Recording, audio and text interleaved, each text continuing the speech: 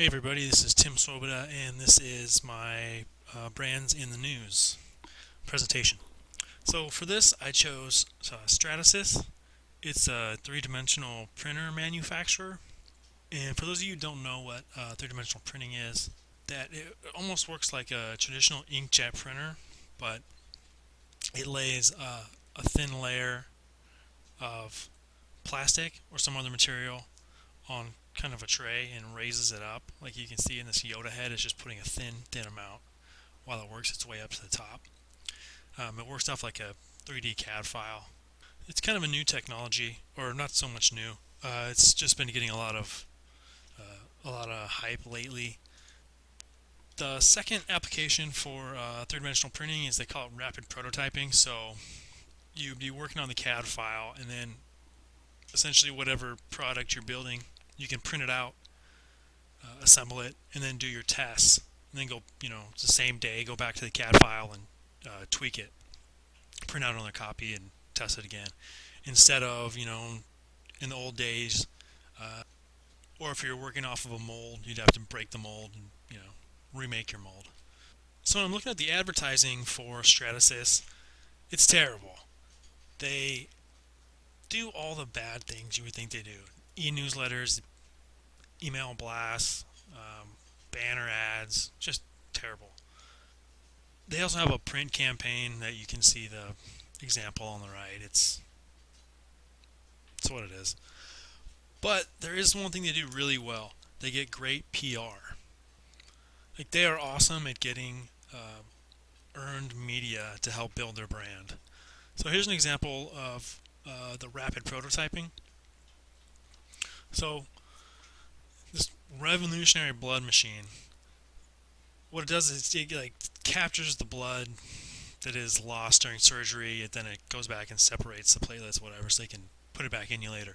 They can do functionality tests of this system in this kind of environment before they construct the final device out of metal, and it's something they couldn't do, prior to the 3D printers.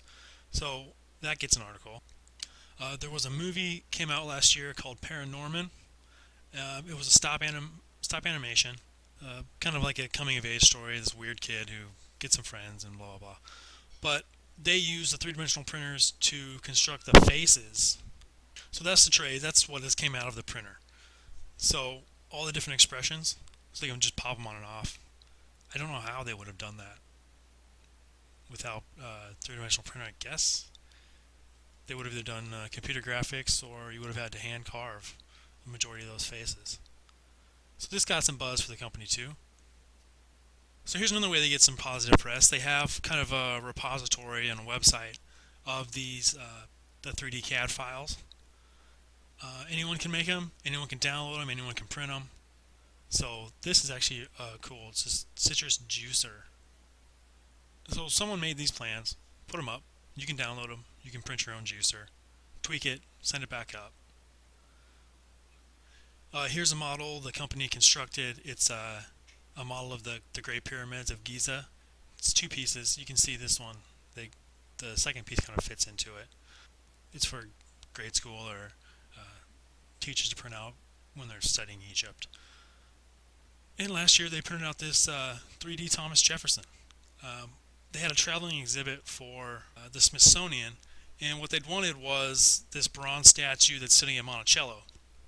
Well, they didn't want to lug the bronze statue all over the country, so they come in, they do almost like a CAT scan, or they take an MRI of the statue, which ends up giving the three-dimensional points. They plug it into the computer, and then it can print out top to bottom the exact same shape of what it scanned. They're also doing some custom dentures and things like that with the same kind of technology.